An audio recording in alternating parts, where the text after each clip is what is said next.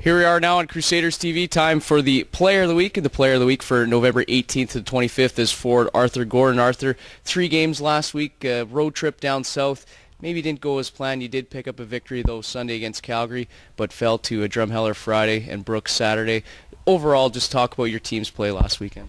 Well, our first game against Drum, we probably should have had a better outcome than what happened.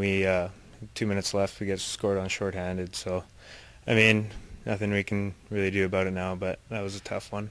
And Brooks, we just couldn't get any offense going. And just got shut out 2-0. And the Calgary game, we started off pretty slow. We think they were up on us for a little bit, but came out with a strong third, and I think we were down 3-2, came out 5-3. Yeah, your team really rallied in that Calgary game. You scored the hat trick. You had 3 goals and an assist throughout the entire weekend. Talk about your individual play on Sunday. On Sunday, well, first period was kind of tough. I probably could have scored a couple times, but and I kept on just battling through it. And then I think Tanner made a nice pass over, and I just finished it off. Third period, I turn over in the middle of the ice, and I just put a top corner, and then an empty netter to finish it off. That's always kind of good when you get that empty netter. Kind of just end the day off good. You get the hat trick, and you guys get out of there with 2 points. You look ahead to this week against Camrose and Whitecourt. A really tough test against the Kodiaks. What's that game going to be like on Friday? It's definitely going to be a battle. I didn't play the first game against them, but I was watching from the stands, and they look like one of the best teams in our league. So it's going to be a tough physical battle. And then Saturday against Whitecourt, a team that has come in here, kind of similar to that game against Calgary on Sunday where you had to come back in the third period. Is this a case where you just can't get behind in the game and get into that kind of proverbial track meet?